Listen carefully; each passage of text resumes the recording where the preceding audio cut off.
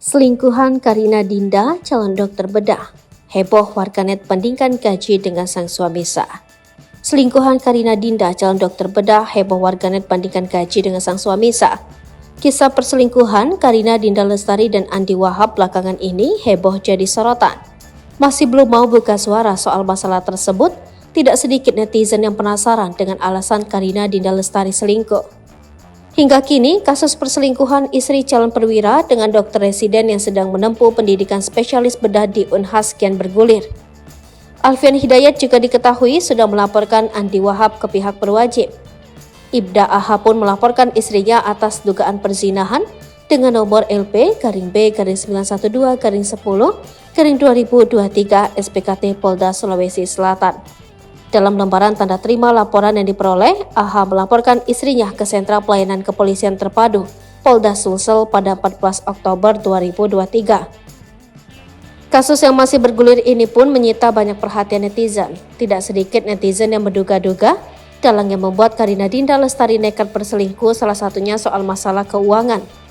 Banyak netizen yang mencoba membandingkan gaji seorang perwira dengan calon dokter bedah.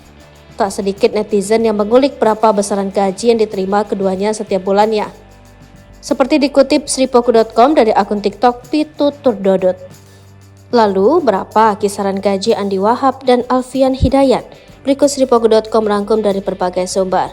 Dikutip dari berbagai sumber, seorang dokter bedah merupakan dokter spesialis yang berfokus pada metode pembedahan pasien ataupun obat-obatan pada rumah sakit tertentu. Dokter bedah ini merupakan cabang dari kedokteran spesialis yang mengobati berbagai permasalahan medis menggunakan metode bedah. Seorang dokter bedah di Indonesia biasanya akan mendapatkan gaji yang cukup lumayan besar, yaitu mulai 20 juta sampai 45 juta rupiah dalam satu bulannya. Biasanya gaji dokter bedah akan semakin tinggi ketika pengalaman dan juga status kepegawaiannya juga semakin tinggi dari suatu rumah sakit tempat dia bekerja. Sedangkan polisi dengan pangkat Ibda menerima gaji sekitar 2,7 juta rupiah sampai 4,4 juta rupiah.